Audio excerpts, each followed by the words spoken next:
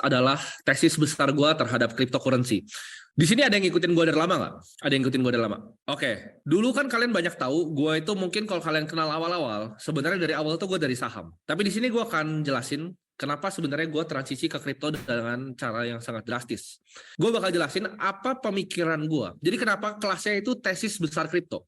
Karena dulu gue nggak sepercaya itu. Kalau kalian tahu mungkin gue bahkan 2 tahun lalu, 3 tahun lalu, porsi kripto gue tuh masih kecil. Mungkin di bawah 5% dari portofolio. Sekarang gue udah 100% di kripto. Dan gue mau share kenapa gue melakukan switching itu. Ya. Jadi gue pengen tanya ke kalian dulu. Sebelum kalian kan pengen investasi, pengen belajar, pengen dapat duit. Fungsi investasi pertama itu apa? Ada yang tahu nggak? Ada yang bilang menaikkan aset, cari cuan, melawan inflasi. Ada yang tahu nggak? Ini angka apa ini di sebelah ini? Ada yang tahu nggak? Ini adalah sebenarnya inflasi ya. Jadi ini inflasi di tahun ini. Kalian ada yang tahu nggak? Deposito itu biasanya berapa di Indonesia? Ada yang tahu nggak? 4%, 2%, 5, 4? Ya mungkin 5 benar, 5 paling tinggi. Dengan Indonesia 4,97, kalau kalian dikasih deposito 5%, kena bunga 20% setiap pencairannya, kalian rugi atau untung? Kalian rugi apa untung? Kalian rugi banget. Yang untung siapa? Yang untung banknya. Ya. Kalau kalian itu Indonesia, tapi kalian lihat yang di atas Indonesia, UK itu berapa inflasinya? 10%. Ya. Jadi apakah kalian bisa untuk ngalahin 10% dengan kalian cuma taruh uang di deposito? Apakah bisa? Nggak bisa ya. Jadi ini datanya. Kalian kira Argentina aman pesonya atau Turki? Ada yang pernah ke Turki nggak di sini? Kalau kalian ke Turki sekarang, lira itu murah banget. Jadi kalian ke sana rasanya mereka kayak orang kampung. Karena semuanya murah di sana buat kita orang Indonesia. Karena inflasi 50,51%. Argentina itu tahun ini inflasi 104%. Argentina peso itu nanti bentar lagi bakal hyperinflasi dan gue akan jelasin kenapa. Ya. Jadi lira itu udah hancur, Argentina peso itu udah hancur. Konsep gue kenapa gue nggak ke saham? Coba kalian bayangin kalian di Turki, ya. Kalian orang Turki, saham apa yang kalian mau beli di sana? Kalau currency kalian turun 50%. Tahun ini uang lu tinggal setengah. Saham apa yang lu bisa beli di Turki? Gue tanya. Ada nggak? Coba lu pikir deh. Lu pikir. Saham apa? Saham bank nggak? Tetap nggak bisa. Lu 50% kok uang lu. Lu punya uang 1 miliar nih. Tahun depan tuh jadi 500 juta. Ya. Properti apa yang lu mau beli di sana? Saham apa yang lu mau beli di sana? Pertanyaannya. Pasti saham luar dong. Saham yang inflasi lebih rendah, bener kan? Saham kayak di US, saham di Belanda, saham di Indo. Ya. Karena kalau currency-nya turun, semuanya itu akan turun. Itu konsep pertamanya. Nah, gue akan share kenapa gue punya view yang ekstremis di kripto. Ada yang udah dengerin gue kripto dari tahun 2023 awal? Ada yang udah dengerin?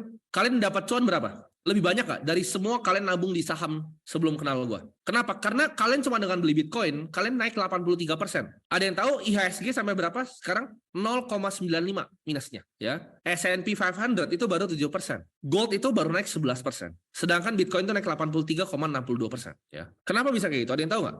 Ada yang tahu kenapa bisa seperti itu naiknya? Ini dari year to date ya. Ada yang bilang news. Karena banyak pembeli. Kalau kita belajar secara mikroekonomi 101, memang benar ya bisa supply and demand. Tapi menurut gue bukan supply and demand kenapa dia bisa naik. Karena ketidakpercayaan orang terhadap sistem perbankan zaman sekarang. Ya. Jadi kemarin itu kan kita lihat ada Silicon Valley Bank itu collapse. Dari awalnya bank kripto sebenarnya, Silvergate. Silicon Valley kena. Kalian lihat First Republic Bank. Ya. Kalian coba cek sekarang di TradingView, chartnya itu kayak apa? Itu kayak saham gorengan Indonesia. Dibantingnya 70% ke bawah. Di sini yang gue mau kasih tahu ke kalian, semua di dunia ini itu hampir semuanya itu cuma Ponzi scheme, semuanya skema piramida. Saham itu apa sih sebenarnya? Coba kalian pikir, saham itu apa sebenarnya? Ya, perusahaan itu ngapain? Perusahaan butuh duit, dia terbitin saham, ya kan? Begitu orang beli sahamnya, dia dapat modal, ya. Dia ngambilin uang dari masyarakat pekerja yang nabung-nabung saham. Sama aja untuk bikin proyek selanjutnya. Jadi ngambil duit dulu, proyeknya bikinnya nanti. Kalau dibikin, ya. Kalau nggak dibikin, saham bodong, ntar jatuh sahamnya, saham market. Kalau jadi proyeknya, sahamnya tambah naik, karena fundamentalnya akan naik. Oke, di sini gue mau kasih kalian quiz, ya. Gue mau kasih kalian quiz. Kalian anggap begini. Ini kalian lihat, kelihatan nggak? Mouse gue kelihatan nggak di sini? Mouse gue kelihatan? Atau perlu gue coret? Mouse gue kelihatan nggak? Oke, ini adalah peso to USD. Ya, peso itu buat yang nggak tahu adalah mata uang Argentina. Ini tanggal berapa? Ya, tinggal berapa ini? 16 tanggal berapa? 16 Juli 2004. Ya, kalian perhatiin. Ini 16 Juli 2004. Satu Argentina peso itu berapa? Sorry, $1 itu berapa Argentina peso di sini? Ini ada angkanya di sini. 2,91 ya. 2,91. Itu tahun 2004. Jadi kita coba kalian bayangin sini ya. Sebagai pengusaha restoran, kita harus muterin duit kemana? Let's say biar paling gampang. Kalau misalnya gue jelasin pakai bahasa yang kompleks itu susah. Tapi gue akan jelasin dengan restoran, ya. Biar kalian gampang, kalian akan lihat di sini ya. Ini kelihatan semuanya? Sini kelihatan semuanya? Konsepnya? Oke. Lu punya restoran nih, ya. Restoran mahal. Lu nggak usah pikirin bisnisnya. Restoran lu laku banget. Setiap tahun, restoran lu ngasilin apa? Buat lu. sebagai owner? Ngasilin duit kan? Ngasilin cuan. Nah, betul. Ngasilin income. Income-nya berupa apa? Restoran tadi di mana? Di Argentina ya. Restorannya berupa peso, ya kan? Oke. Ini sebenarnya sama. Gue kasih contoh pakai restoran, tapi kalian mau jadi seorang karyawan boleh, lu mau jadi guru pun boleh, lu mau jadi orang yang ngasilin duit apapun, mau jadi tukang sampah juga sama. Hasilnya pokoknya peso, ya. Dari hasil peso ini, kalian sekarang pada investnya di mana? Yang rata-rata di kuning. Banyak yang belum mengerti kripto kan? Lu pada invest di mana? Invest di mana? Ada yang saham kripto, BCA, ya oke. Lu sebagai pengusaha restoran di Argentina, ya. Lu beli peso. Terus seperti semua orang ya, beli stocks dan bonds, ya kan? Atau beli rumah, ya nggak? Lu beli rumah di Argentina. Oke. Ini indeksnya Argentina ya. Lu lihat yang di kiri ini adalah indeksnya Argentina. Ya. Ini indeksnya Argentina, ini adalah rumah. Ya. Sekarang kita balik lagi ke pertanyaannya. Kalian lihat pertanyaannya. Kita bisa ada 3 opsi. Yang satu adalah sebagai pengusaha, kita bisa pakai cash kita untuk ekspansi restorannya. Untuk kita bikin lebih banyak cabang lagi. Atau kita akuisisi yang lebih kecil lagi. Kan bisnis katanya diputer uangnya. Ya nggak? Katanya bisnis diputer duitnya. Nah sekarang B, kita lihat. Ya, kita bisa pakai cash kita untuk beli saham, ya, indeks S&P Marval itu indeksnya Argentina, properti atau bonds di Argentina, ya. Dan yang C, opsinya adalah pakai semua peso lu, nggak usah pusing beli US dollar. Yang paling cuan yang mana? Ya, yang paling cuan yang mana? Orang bilang A kan, katanya pengusaha, ya kan? Pengusaha ekspansi terus dong, putar dulu terus dong uangnya dalam perusahaan. Ada yang bilang B, jawabannya adalah C. Kenapa? Ya, lu lihat di sini. Ini gua kasih tahu jawabannya. C itu 75 kali returnnya. Kenapa? Lu mau lihat di sini. Ini berapa? Angkanya berapa nih? Kelihatan nggak? Tahun 2004 berapa tadi? 2,91. Sekarang berapa? 219, bos. Itu bukan 2,19, itu 219. Itu 75 kali. Jadi peso lawan dolar devaluasi 75 kali. Artinya apa? Kalian ada yang tahu krisis 98 nggak di Indonesia? Kalian tahu nggak kenapa terjadi krisis 98? Orang itu perusahaan pegang hutangnya dalam bentuk US dollar. Begitu rupiahnya hyperinflasi ke 18.000, mati semua. Jadi mereka punya hutang nih, misalnya lu punya perusahaan hutangnya 100 miliar, tiba-tiba rupiahnya naik, hutang lu jadi 1 triliun, perusahaannya nggak ada yang bisa bayar, mampus semua, ya, including bahkan Bank BCA, mampus semuanya konglomerat di Indonesia. Jadi artinya apa? Kalian ada yang bisa tarik kesimpulan nggak dari sini? Kalau currency-nya gagal, gue nggak peduli, lu mau beli apapun, saham apapun tuh nggak ada artinya, ya. Kalau fiatnya hyperinflasi kayak di Argentina, lu beli saham Argentina sekarang, ya, lu beli saham. Gue tanya sekarang, indeks S&P 500 menurut kalian cuan nggak? Ini yang gue salah ngerti dulu. Ini dulu kenapa gue pernah nyaranin kalian kan untuk beli indeks kan? Ada yang tahu nggak? Nggak. Indeks S&P itu per tahun berapa? Annual return-nya berapa? 10%? Ya mungkin lah. Ya lebih tepat mungkin di 8%. Ya di 8%. Oke. Jadi tapi apakah kalian cuan 8%?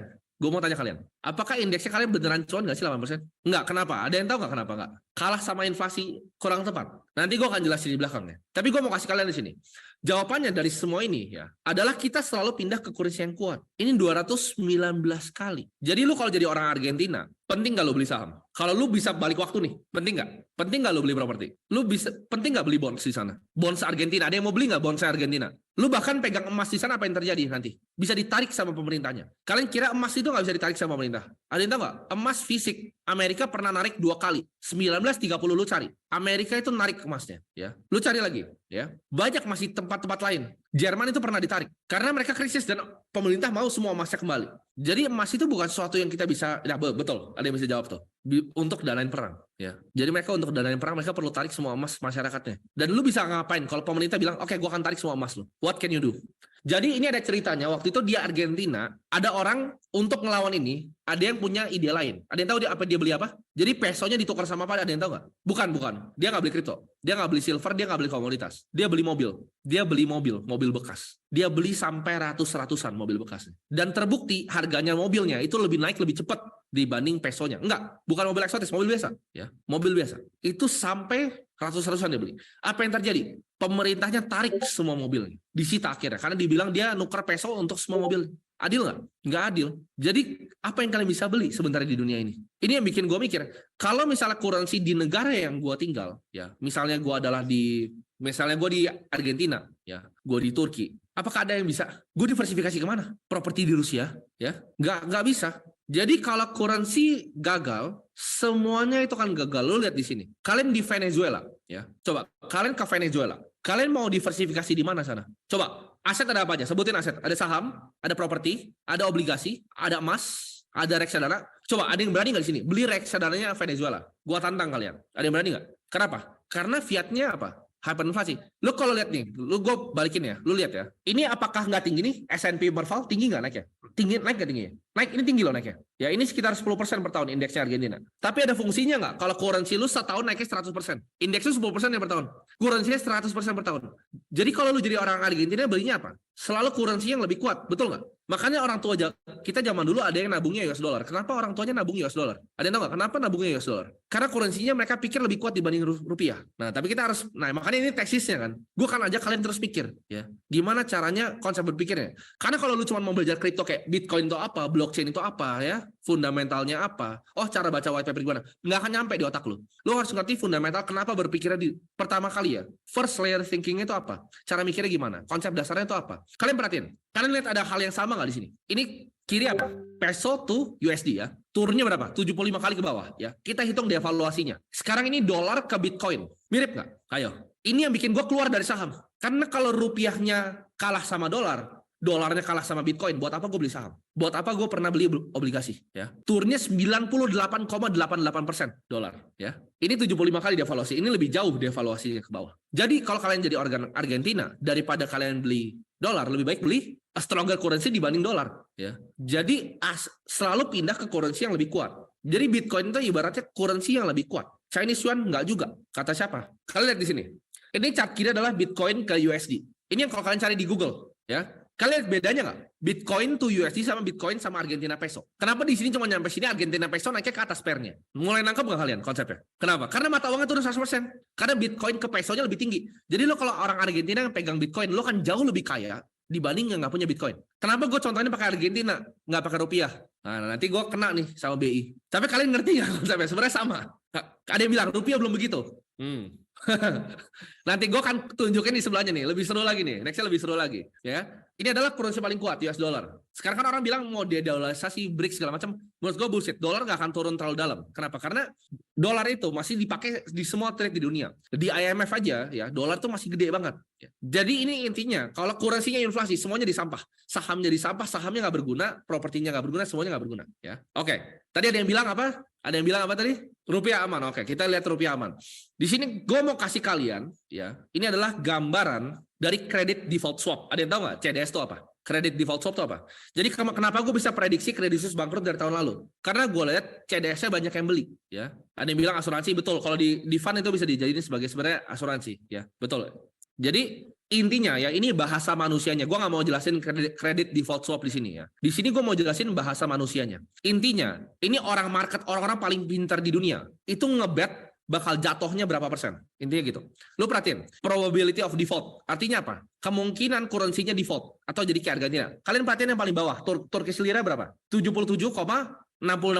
Karena dia udah 50% tahun ini. Semua orang betting bahwa currency-nya akan hancur. Nah, kita punya di mana nih? Nah, gue nggak usah ngomong lah. Kalian lihat sendiri. Ya. Ini ada ratingnya ya. Dari AAA sampai yang paling bawah, yang paling sampah. Nah, kamu perhatiin sekarang. Denmark itu masih AAA. Tapi kalau lihat Indonesia itu BBB, triple B. Probability of default-nya 22%. 23, sorry. Indonesia 23,19%. Orang ngebet credit default swap against rupiah itu 23,19%. Jadi pertanyaan kata siapa aman? Kalau misalnya Brazil itu udah 46%, Turki itu udah 77%, Rusia udah hancur. Udah mati. Itu yang bawah udah mati, udah selesai. Udah dekat kiamat itu yang bawah, ya, gitu. Jadi buat yang bilang bahwa currency itu aman, kata siapa, ya? Kata siapa? CDS itu dipengaruhi apa? Nggak, ini adalah konsensus dari orang-orang di market, ya. Ini konsensus dari orang-orang di market.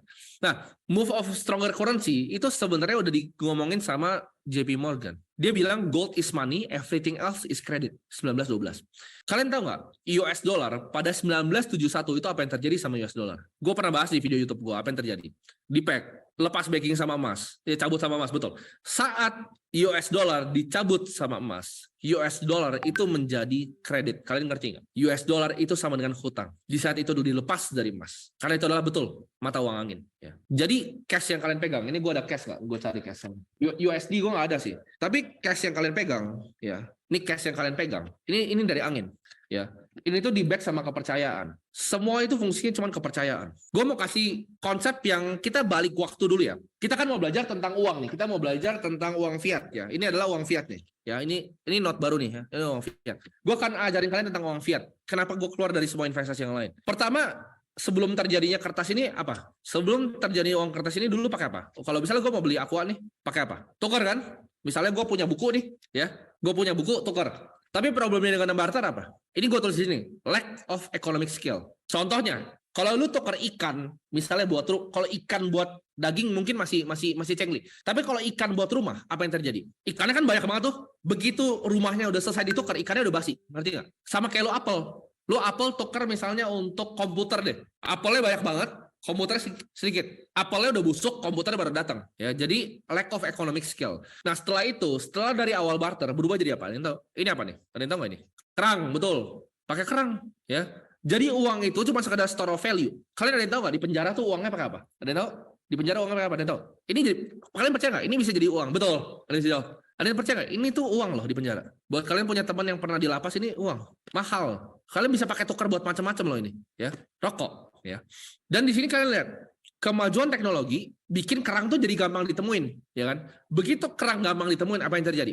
Gak bernilai, karena orang tinggal ngambil aja, dia tipu orang ini kerang gua nih, ya. Inflasi kerang, betul. Inflasi kerang nggak ada nilainya. Nextnya berubah jadi apa? Jadi koin.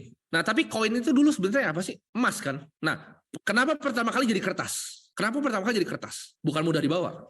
Cetaknya mahal benar. Kalian tahu nggak? Nyetak uang ini ada cuannya. Ada yang tahu nggak? Kan ini ada modalnya. Ada selisihnya loh ini. Selisih namanya seniorage. Itu masuk ke pendapatan pajak kalau di US. Ya. Jadi ini dicuanin juga. Kalau koin lebih murah sebenarnya. Koin lebih mahal. Ini lebih murah. Nah, tapi koin yang dulu pertama kali, ada yang tahu nggak? Koin dulu dari mana? Gue mau challenge kalian terus biar kalian mikir. Koin dulu dari mana? Koin dari emas, betul. Tapi kenapa berubah jadi kertas habis itu? Kertas ini apa sih sebenarnya? Dulu sertifikat emas, betul, ada yang mesti jawab. Jadi karena kalau koin, ya, lu mau beli botol pakai satu koin itu terlalu mahal. Jadi lu tukar sertifikat berupa kertas. Jadi ini sertifikat sampai tahun berapa? Tahun berapa? 1971, waktu perang Vietnam. Kenapa dia hyperinflasi di 1971? Karena dia butuh funding untuk perang Vietnam. Dia harus cetak ini. Betul, dia harus cetak uangnya, US dollarnya, ya. Jadi semua itu free floating, kayak ngambang sebenarnya ngambang. Uangnya itu ngambang. Nah, ini adalah konsep uang dari Karl Menger. Ini father dari Austrian School of Economics. Uang itu harus punya dua fungsi. Satu, sellability, kemudahan untuk dijual di market. Nah, ini mudah nggak? Mudah dijual di market. Kalau kalian bawa rokok ke dunia kita biasa, bukan di penjara, susah. Kenapa? Sellability, kalau lu mau tukar apa? Ini 36.000, ya. Lu mau tukar juga lebih ribet. Kalau kembalian gimana? Buka terus kasih rokoknya kali. Bisa, sebenarnya bisa sih, gitu. Cuma susah aja, ya. Karena uangnya bisa hilang. Kenapa bisa hilang? Kalau rokok nih bungkusnya lu buka kayak gini, apa yang terjadi kalau kelamaan? Kalau kelamaan apa yang terjadi? Buat kalian yang ngerokok, basi, mempem, ya. Jadi nggak sellability. Jadi harus punya dua. Nah, ini masuk nih fiat. Ini sellability dan ini store of value, ya. Satu ini sellability, ini store of value. Nah, oke, kita akan lihat nextnya. Uang fiat itu sebenarnya sama, ya. Uang fiat itu sebenarnya semuanya sama, including US dollar. Ya, semuanya itu adalah sebenarnya skema piramida. Gold itu sebenarnya real money, ya. Gold itu real money, baru dijatuhin ke bawah ke central bank. Fiat dalam bahasa Latin itu let it be done. Jadi aja. Ya, jadi aja. Jadi kalau kalian lihat first recipient of fiat currency itu siapa? Government, pemerintah, Wall Street, dan perusahaan besar. Yang kedua itu lower tier bank, ya, bank buku satu yang di bawah-bawah, small business. Dan yang terakhir itu siapa? Kita semua. Kita adalah penerima fiat tier terakhir. Jadi kalau dalam sebuah bisnis kalian harus ngerti capital structure. Siapa yang dapat apa duluan? Contohnya ya, lu mau invest saham deh. Emang lu kira lu yang cuan invest saham? Yang cuan tuh siapa sih sebenarnya kalau kalian invest sahamnya? Bosnya lah yang punya. Yang punya ownernya. Abis ownernya yang cuan apa abis itu? Direksinya kan yang punya saham. Kalau lu pada tuh siapa? Ya betul, liquidity provider, ya. Mereka kan dapat duit duluan sebelum kalian. Di kripto apakah sama? Sama. Lu ke kripto yang kecil-kecil emang apa yang terjadi? Emang yang punya projectnya itu nggak pre-mine projectnya dulu? Kalian pelajarin yang gue tulis di Twitter, tokenomics. Apa yang terjadi kalau kripto project kecil-kecil? Sama dengan saham, ada foundernya. Semuanya sama.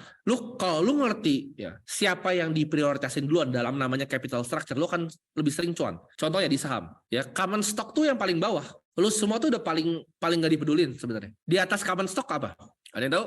Capital structure saham di atas common stock. Preferred shares, betul. Di atas preferred shares masih ada apa lagi? Ya betul, saham preference. Di atas saham preference, nah ada saham private. Di atasnya lagi ada apa lagi? Di atasnya masih banyak. Kapitalisasinya masih banyak. Lalu bisa jawab, kreditur. Betul, bond. Hutangnya, kreditur. Kreditur pun ada strukturnya lagi nggak? Siapa yang dapat apa duluan? Kalian kalau bank dapat duluan loh, ya. Bank dia dapat duluan. Naik ke atas masih banyak sampai pemilik perusahaannya paling atas, ya. Jadi lu tuh paling bawah. Orang yang dikerjain itu selalu yang paling bawah. Semua dunia itu bekerja kayak gitu, ya. Semuanya itu sebenarnya piramida. Lu mau ngomong saham apapun itu semua sama. cari duit, ya kan, cari duit dari publik, client issue, banting, funding. Kalau jadi projectnya ya udah, revenue tambah tinggi, fundamental kelihatan bagus, laporan keuangannya bagus, sama naik lagi. Semua sama. Mau kripto, mau saham, mau obligasi, mau properti pun sama. This is how you play the game. Sekarang, kalau main properti, ada yang pernah nggak mikir, oh gue mau bikin kos-kosan properti? Ada yang pernah mikir nggak? Oh enaknya kalau gue punya duit 1 miliar, nih 2 miliar gue bikin ada 3 pintu. Sekarang gue bertanya, ada nggak konglomerat properti yang main kos-kosan? Ada nggak? Jadi kalau yang ngajarin kalian mau bikin kos-kosan itu apa? Ada nggak konglomerat yang bikin kos-kosan? Ya hotel mah banyak, tapi hotel mah banyak kan buat gengsi lah. Kalian bikinnya apa? Gini deh, ada nggak yang beli apartemen konglomerat, bikin apartemen untuk disewain? Ada nggak? Contoh nih, bikin apartemen gini nih buat disewain, ada nggak? Siapa? Kalau ada siapa? Nggak ada lah. Dia bikin, terus diapain? Dijualin. Dia bikin, dijualin. Ada nggak konglomerat yang bikin kos-kosan? Ada. Tapi dia nggak sewain. Apa yang terjadi? Dia dia ngapain? Dia jual. Dia bangun, dia dapat tanah murah nih, bahkan kerjasama sama orang lain tanahnya, dia bangun tuh kayak kos-kosan banyak, dia jualin ke orang yang buat sewa-sewain. Lu paling bawah tuh, kalau yang kos-kosan tuh. Namanya lagi di capital structure. Kalian lihat yang di Sinar Mas punya, yang di BSD, itu ada kos-kosan kan dia bikin kan. Tapi itu dijualin untuk orang yang mau ngekos-kosin kan. Dia nggak sewain kan, sendiri. Ya itu. Kenapa mereka mikir gitu? Karena mereka udah di atas pikirannya, jauh. Ya. Nah ini kalian perhatiin. Gue pengen tanya deh ke kalian sebenarnya sekarang. Ada yang tahu nggak? Ini gue pakai contohnya ini, karena bagus nih. Ada yang tahu nggak harganya dulu berapa? Tapi salah nggak buat bikin kos-kosannya? Salah lah. Lu paling belakang di capital structure. Ada yang tahu dong? 16.000. Ada yang tahu nggak? Berapa dulu? 24.000 masih nggak gitu lama. 20. Kalian menurut kalian ini salah satu barang yang paling dikonsumsi nggak di Indonesia? 12.000 bener. Ada yang ngomong dia jual lu, betul. 12.000. Ya, gue pertama kali bakar ini gue waktu itu SMP itu 16.000, tapi dulunya itu 12.000. Pas gue masih SD ini 12.000. Ya, ini 12.000. Sekarang coba lu pikir, sekarang harganya berapa? Dijual di Alfamart, tadi tahu nggak? Gue baru beli ini tadi. 32, 36, 36. Ada yang bisa hitung matematika inflasi berapa? 12 ke 36 berapa? Ayo. Nah sekarang, oke. Data BI inflasi berapa? Data BI inflasi tadi berapa? 4,9. Oke. Ini berapa? Oke. Lu orang di Indonesia, orang biasa mikirannya mau ngerokok apa mikirnya inflasi 4,9. Nah, sekarang coba gue tempel di sini ya. Harga dulu, harga sekarang. Apa yang terjadi di Indonesia menurut kalian? Kalau orang benar-benar tahu, demo, betul. Sama. Ini ada yang tahu nggak ini harga berapa nih botol ini? Bisa tebak? Enggak, ini nggak 3.000, ini 8.000, benar. Dulu berapa? Dulu 2.000 bos. Ini dulu 2.000. Ini 8.000 gue beli tadi di bawah, ya. 8.000. Botolnya bagus 8.000. Naiknya berapa kali tapi? Nah, jadi sekarang kalau kalian mau hitung inflasi itu bukan satu angka, ya. Inflasi itu bukan satu angka. Cara ngitung inflasi bukan itu. Inflasi adalah sebuah vektor. Ini beda sama ini. iPhone beda sama buku. Ya, per produk beda. Itu adalah vektor. Vektor kenaikan, betul. Ini gak ada yang ngerti tapi. Di saat gue tahu inflasi itu vektor dan selalu pindah ke currency yang lebih baik, gue keluar dari investasi yang lain semuanya. Kalian mau tanya kan tesis gue kenapa gue pindah? Itu alasannya gue pindah. Karena gue ngerasa, oke, gue invest saham nih, 15% per tahun, itu gue masih cuan 10% di atas inflasi. Itu dulu otak gue. Tapi sekarang setelah gue tahu ini, apakah saham gue ngalahin ini, gue mending nyimpen rokok aja, ngapain gue beli saham. Bahkan saham gue aja kalah sama barang. Terus gue ngerasa, kalau semua orang bisa cuan dari beli saham BCA, gue nggak cuan dong. Gini, konsepnya, kalau semua orang bisa dapetin deposito 5%, apakah tambah kaya mereka 5%? Atau semuanya jadi rata? Jadi rata. Jadi kalau kalian beli ini, US dollar 100 tahun lalu, sekarang hilang berapa persen? 99%. Betul. Jadi, oke, rumah deh di Indonesia. Jakarta, tanah di Menteng. 20 tahun lalu sampai sekarang bedanya berapa? Sekolah. 20 tahun lalu sama sekarang bedanya berapa? Ayo, bingung gak lo? Ini gue challenge nih cara kalian pikir nih. Kalian bingung gak sih kenapa orang gak bisa kaya? Karena uang lu tuh hilang terus. Ini uang lu ini, setiap 3 tahun sisa setengah. Karena ini, gue bilang tadi, semua uang yang lu tabung, setiap 3 tahun itu sisa setengah. Jadi lu kalau jadi pengusaha yang dapat uang, atau lu pekerja yang dapat uang, kalau lu simpan cash, lu ingat ya, setiap 3 tahun uang gue sisa setengah. Itu real inflasinya, rokok dan teman-teman semua yang lainnya nih, ini semua barang. Ya. Gimana mau kaya? Kalau tiap tahun uang lu tinggal setengah. Coba. Itu ibaratnya lu ngedayung, ya kan? Lu ngedayung, tapi kapal lu bolong. Tenggelam nggak? Tenggelam nggak? Oke. Kalian ingat baik-baik. Ingat ya, US dollar hilang berapa? 9%. Ingat ya? Semua ingat ya? Oke, kita akan next ya. Ini adalah dari IMF. Ini data 2021. Gue nggak usah cari yang baru. Nggak penting. US dollar tuh gede nggak di sini? Untuk reserve negara-negara. Dulu reserve-nya tuh pakai emas. Sekarang kan pakai US dollar. Ya. Oke. Ya. Ini mata uang. Ini Vietnam dong. Ini Thailand baht. Ini rupiah. Mereka semua punya ini. Mereka semua punya reserve. Sekarang pertanyaan gue. Kalau USD-nya hilang 99% dari value-nya dan dia free floating kayak gini. Yang ngikut dia itu jadi apa? Ayo. Oh, mikirnya dalam nih. Gue di sini nggak ngajarin tutorial blockchain itu apa? Gue nggak ngajarin tutorial blockchain, gue ngajarin cara berpikir kalian, ya. Cara pikir kalian. Apa yang terjadi? Vietnam dong ini jadi apa? Coba kalian lihat, Vietnam dong to USD. Cek sekarang Google. Vietnam dong to USD. Vietnam dong to Bitcoin. Kalian lihat. Gak bernilai. Gak bernilai. Tapi kalau ini semua orang Indonesia tahu apa yang terjadi, boom, revolusi besok pagi. Dan ini orang US juga gak ada yang tahu.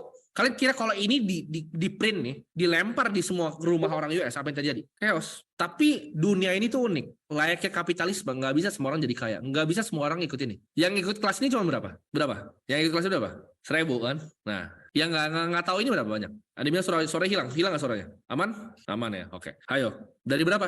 1.000 dari 270 juta. Ya udah kita aman. Gitu. Biarin aja yang lain nggak tahu gitu. Yang lain nggak tahu ini tiap 3 tahun sisa setengah. Makanya mau tau nggak? Makanya gue nggak pernah nganggap ini berharga. Gue setiap kali lihat ada Satom, gue selalu kasih 50.000, 100.000. Kenapa? Kan nothing real. Ini nggak benar. It's nothing. Gitu. Ya. Gue selalu kasih. Lu tanya di bawah nih di apartemen lu tanya, gue selalu kasih. Itu nggak ada artinya buat gue. Betul. Kalau lu bisa ngelihat semua ini Henry Ford yang bilang, kalau orang tahu cara kerja uang ini, besok pagi revolusi. Ya. Oke, sekarang ini gue ngajarin kalian tentang investasi, ya kan? Dulu gue juga goblok kok. Dulu gue juga goblok. Gue ngajarin buat beli S&P 500. Sampai gue ngerti tentang ini. M2 money supply, dan tahu nggak ini apa? Nah, ini peredaran uang, ya, yang dicetak. Total peredaran uang, betul. Ini S&P 500. Jadi sekarang pertanyaannya, apakah yang beli indeks cuan apa enggak? Jadi uangnya dicetaknya bareng nih sama indeksnya. Nah, ini kan gue pakai US kan. Tapi kalian bisa pikir aja yang indeks yang kita punya. Apakah sama rate ini?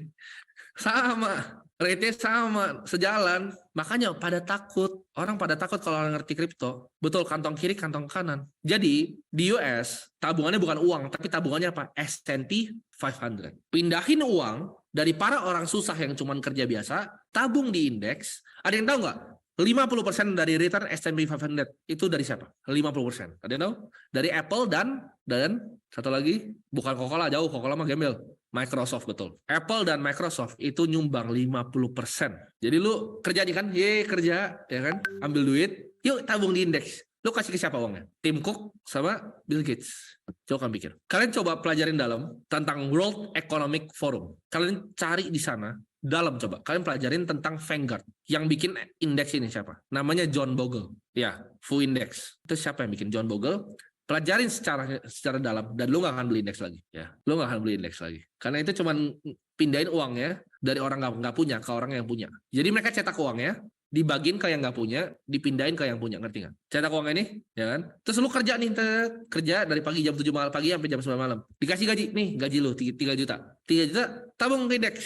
Nah, itu coba pikir deh, ya. Jadi ini yang terjadi, ya. Jadi ini yang terjadi. Nah, ada yang pernah dengar nggak Bernie Madoff? 50 billion Ponzi scheme. Kalian kira Wall Street itu bukan pyramid scheme, ya? Kalian kira itu bukan pyramid scheme? Betul, pyramid scheme cuma legal. Sekarang gua tanya, asuransi bisnis modelnya apa sih? Kumpulin lu kasih dia uang, asuransi ya, lu kasih dia uang. Terus kalau lu sakit dan sesuai dengan kita punya ini, bukan sesuai dengan kita punya klausul, gua akan klaim. Duitnya nggak dibalikin lagi. Duitnya diinvest sama dia, beli saham sama dia. Ya itu bisnis matematika. Betul. Makanya aktuaria dibuatkan. Jadi itu lo bisnis matematika, cuma ngitung. Tapi apakah itu bukan ini sebenarnya? Kalian mikir. Bank, fractional reserve apakah bukan ini? Bank tuh cuma punya 10% dari uang lu.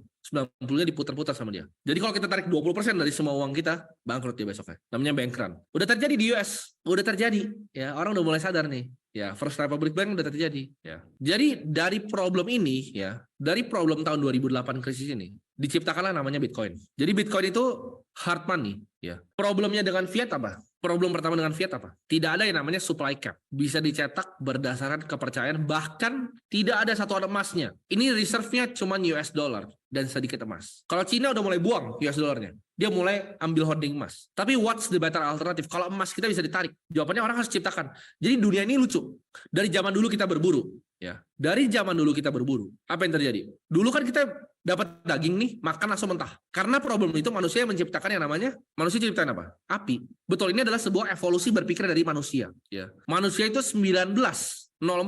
Itu bikin apa? Ada yang tahu? Teknologinya. Baru awal mau bikin mobil kan dan lain-lain. Baru mau bikin pesawat kan tuh. Berat saudara. Lu bandingin 100 tahun lagi. Pesawat mereka sama kita punya yang Black Hawk. Jauh nggak? Jauh. Kenapa? Karena ada problem. Manusia itu sangat pintar. Ya. Jadi kita bisa ciptakan sesuatu dari problem. Karena ada problem tentang uang. Dulu, gue mau tanya, internet itu apa sih sebenarnya? Internet itu apa? Nge-bridging antara apa? Distribusi informasi kan? Internet itu distribusi informasi, simple. Dulu kalau kita mau dapat informasi harus telepon, harus lewat email, email harus kertas kan, surat.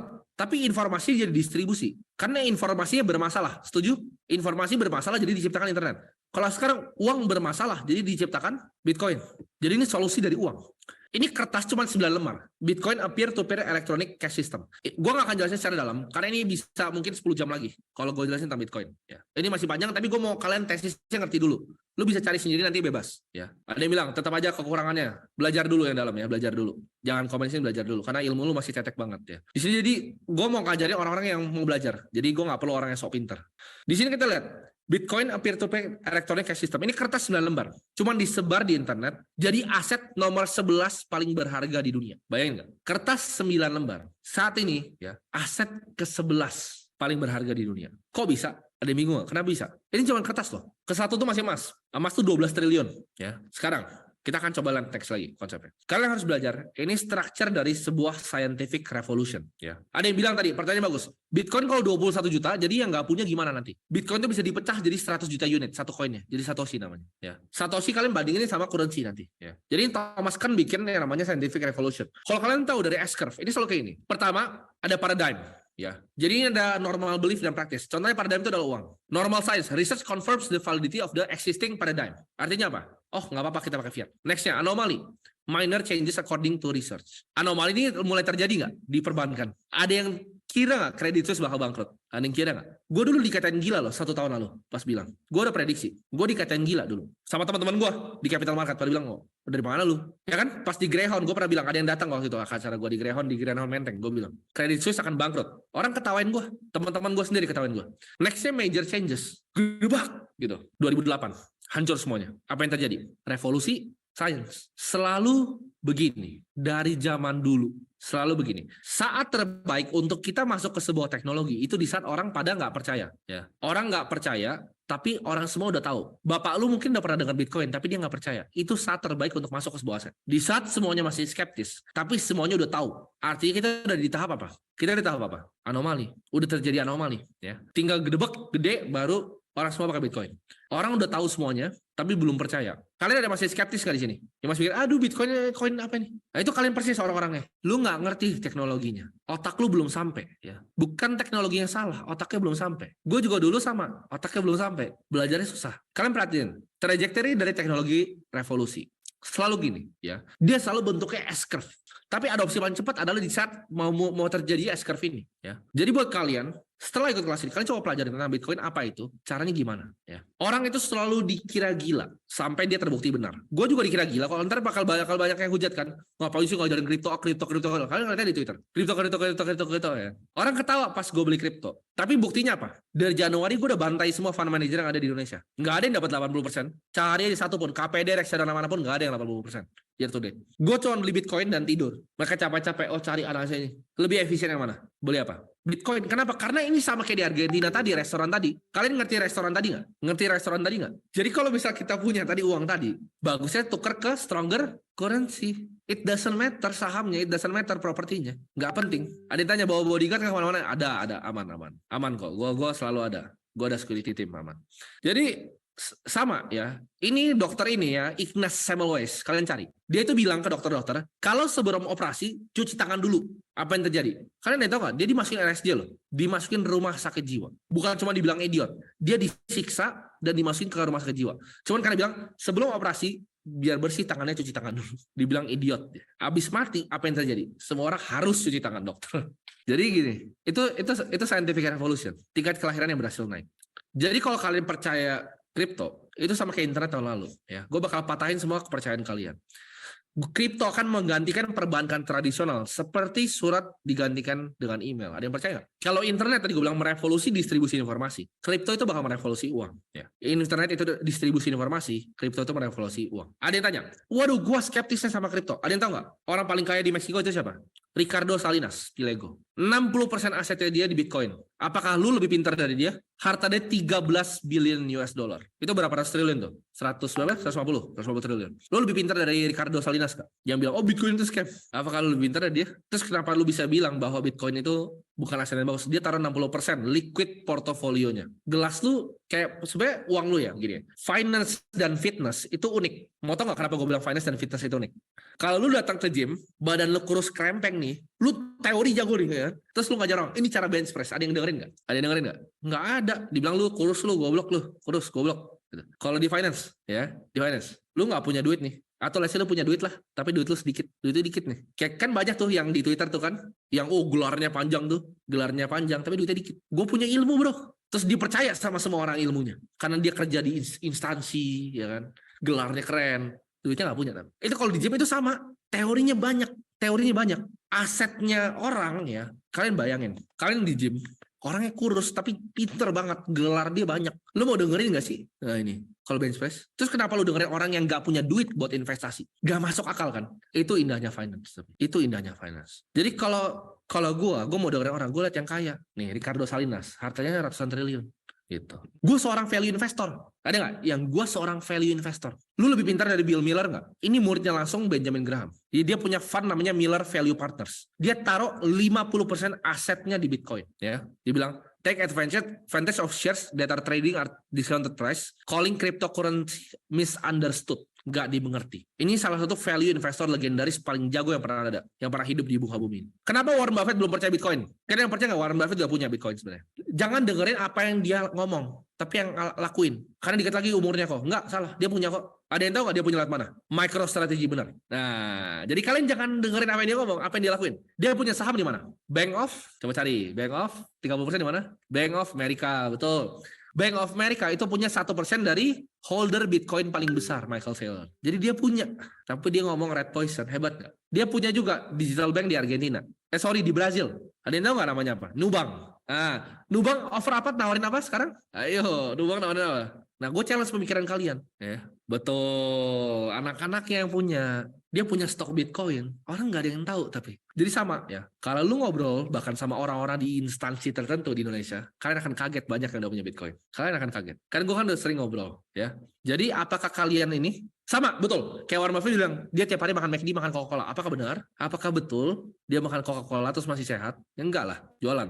Nah, Jack Dorsey pernah bilang, ketika dia ketemu Bitcoin, itu sama kayak dia waktu itu nemuin internet. Jadi pertanyaannya apakah lu lebih pintar daripada Jack Dorsey apa enggak? Masa sih lu lebih pintar dari Ricardo Salinas, Jack Dorsey, Camat, lu lebih pintar dibanding semua, Michael Saylor? Kalian ada yang tahu Michael Saylor nggak? Kalian kenalnya dari Bitcoin kan? Tapi kalian ada tahu nggak? Dia yang beli saham Apple waktu tahun 2010.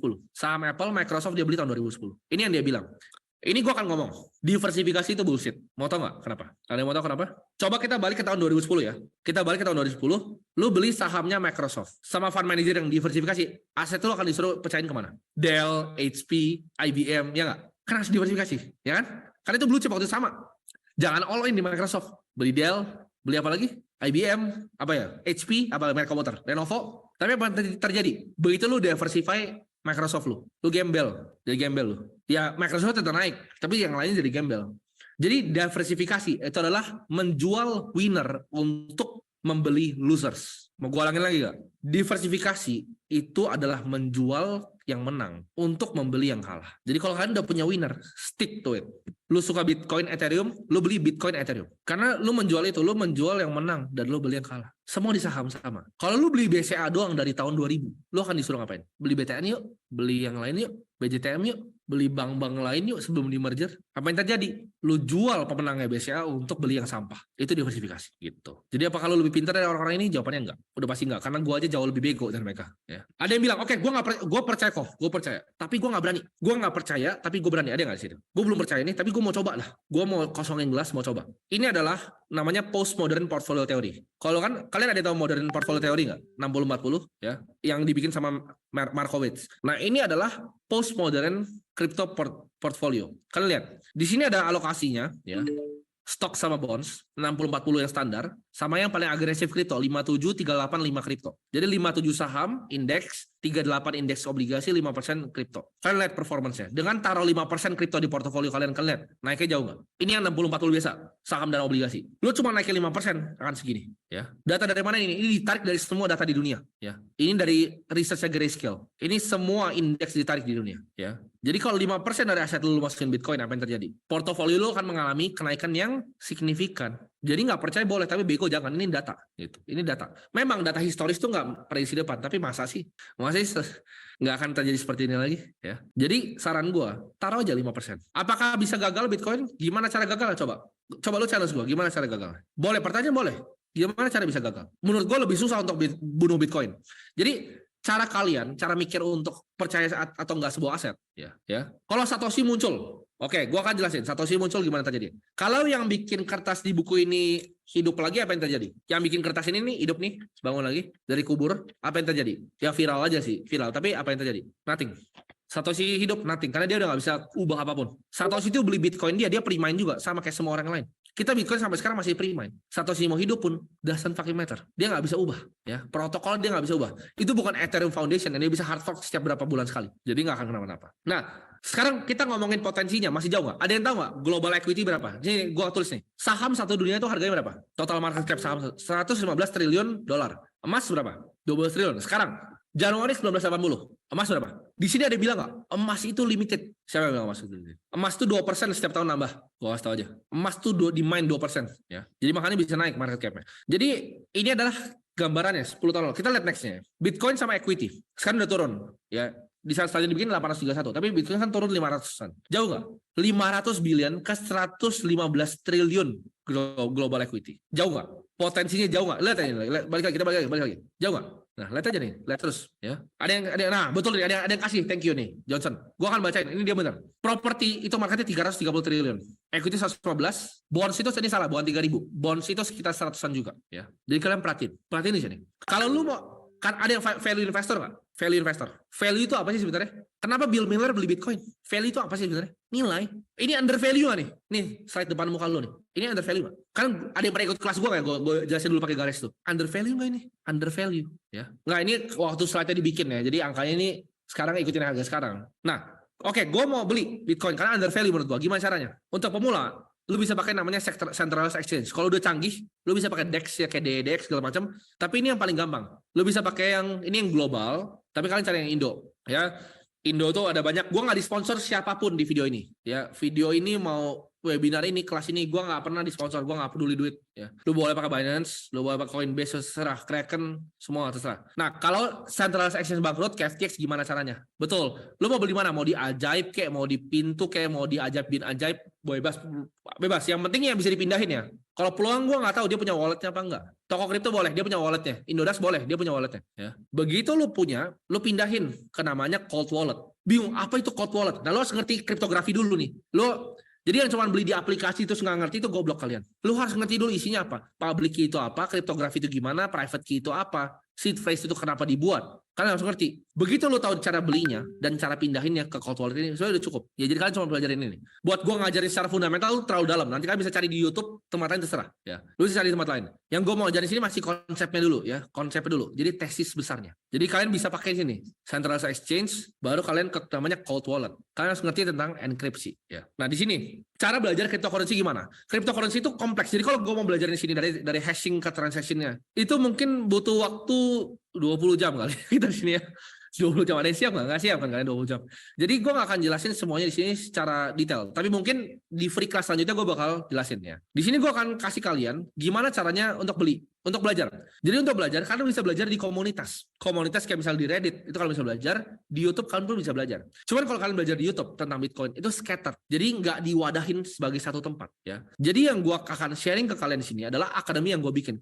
Kenapa gue bikin akademi ini? Ada yang tahu nggak? Kenapa gue bikin sekolah gue sendiri tentang kripto? Karena ketidakpercayaan gue terhadap fiat.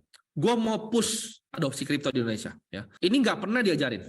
Yang gue diajarin pun, yang gue ajarin ke kalian ya di akademi gue, itu diminta untuk jadi elective course di universitas. Ya. Gue pengen push sampai semua orang itu pakai kripto di Indonesia. Itu misi hidup gue. 270 juta semuanya punya kripto. Sampai itu belum terjadi, gue gak akan stop. Ya. Target gue semua penduduk Indonesia punya Bitcoin. Ya. Buat kalian yang mau dibimbing, ya, ini akademi gue akan ngajarin semua dari nol. Ya, ini adalah Gue akan share semuanya ya di sini. Jadi gue akan jelasin sedikit apa yang akan gue ajarin di sini. Gue ngajarin lengkap banget dari siklus marketnya, psikologinya seperti apa, gimana cara research kriptonya. Bahkan ini ada yang ikut nggak di sini? Ada yang udah jadi member di sini? Tadi gue lihat kayaknya beberapa. Nah ada yang lifetime. Oke. Ada beberapa member. Nah dari beberapa member yang ada di sini, kalian perhatiin nggak di sini? Ada yang ikut pas ini dikeluarin modulnya? Ini gue kasih kalian cheat sheet apa yang gue beli. Ini Desember 2020 videonya. Desember 2020. Ada yang tahu nggak hasilnya jadi apa sekarang? Kita itu nggak sembarangan. Kita walk the talk. Ini hasilnya. Kalian perhatiin, portofolio sama ya. Ini hasilnya. Cuma dalam waktu 4 bulan.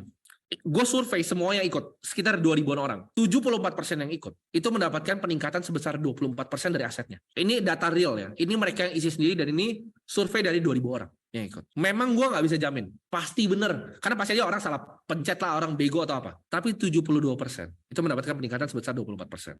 Nah, di sini lu akan belajar dari ratusan modul. Ya, di sini ada yang mau belajar nggak tentang kripto? Atau ada yang mau dalamin secara benar-benar? Oh, kalian percaya ini adalah revolusi? Kalian mau pelajarin secara dalam? Kalian bisa belajar dari misalnya trading setupnya, investasi. Tapi gua rasa ada yang lebih menarik. Ya, jadi yang gua ngajarin di akademi gua itu bukan cuma investasi dan tradingnya, tapi fundamental dari kripto itu sendiri. Kalian perhatiin di sini. Ini modul yang gua ajarin. Jadi modul itu ada ratusan dalam kayak gini ya modulnya. Smart Contract Security. Gimana sih caranya? Ya, kalian pelajarin. Ini lengkap banget modulnya. Ini modulnya ratusan. Kalian tanya, di sini ada member. Kalian tanya, isinya kayak gimana sih? Apakah modulnya sembarangan? Yang ngajarin ini adalah PhD, profesor dari Monash University, ya, tentang smart contract security, blockchain development. Kalian pelajarin cara bikin development di dalam. Gimana sih caranya kita bikin smart contract di dalam Ethereum? Orang yang ngajar tempat gua, gaji itu lebih dari 200 juta untuk bisa jadi Solidity developer. Kenapa? Karena nggak ada yang bisa. Nggak ada yang bisa untuk build smart contract di Ethereum orang Indonesia. Jadi kalau kalian belajar skillnya lebih dulu dibanding orang lain, kalian akan lebih cepat. Ya. Kalian akan dibimbing step by step. Dari kontrak pertamanya, struktur kontraknya gimana, deklarasi functionnya. Buat kalian yang nggak bisa coding sama sekali, ini kan kalau mau belajar boleh. Tapi kalau kalian mau belajar investasinya aja boleh. Kita kasih kalian pilihan. Ini kayak Hogwarts buat kripto. Ya, kalian bisa pilih apa yang kalian mau pelajarin di sini. Gitu. Ya, kalian dapetin daily research juga. Gimana sih caranya dapat informasi yang paling terbaru di kripto? Karena kripto itu dinamis, selalu berubah terus. Ya. Ini ada juga komunitas di sini. Kalian ikut akademi sini, kalian ada yang bisa ngomong nggak di sini? Kalian, gue beneran nggak sih ini bohong-bohongan atau beneran memang di grupnya kayak gini? Ya, jadi komunitas itu ada yang kemarin bahkan hilang seed phrase-nya, itu udah bisa balik lagi. Gue senang banget bisa lihatnya. Ya, ini orang cuan 10 juta, 18 juta 2 hari. Yang ngajarin ini adalah yang ngaudit smart contract-nya Ethereum Foundation, AV, Chainlink, sama Near Protocol. Jadi yang ngajar sini bukan gue, tapi orang yang memang di bidangnya. Ya. Jadi gue dibantu sama beberapa profesor sini. Ini daily technical. Ada yang bisa ngomong nggak? Ini gue nggak bikin. Ada yang bilang ini gue nggak bikin ya. Kalian cek ini di Telegram. Di saat Bitcoin 20.500 kita ada call untuk beli. Sekarang harganya berapa? Harganya berapa sekarang? Hampir 30.000. Ini adalah profesor-profesor kita. Gue sekarang ada 4 tapi mungkin gue akan tambahin. Profesor ini adalah PhD ya. Dia profesor beneran di Monash University. Dia blockchain security expert di, kalau kalian tahu, Sigma Prime. Kalian tahu Rocket Pool nggak? Yang buat Ethereum staking. Rocket Pool itu diaudit sama Sigma Prime. Ya. Dan ini ada 4 profesor yang lainnya. Punya skill beda-beda. Satu itu jago security, satu itu jagonya di trading, satu itu jagonya di investing, satu itu jagonya di programming Solidity. Lu bahkan boleh tanya sama mereka di grup, mereka akan jawab. Kalau lu bingung tentang modulnya, silakan banget untuk tanya. Ya. Gue bakal kasih diskon 2,6 juta.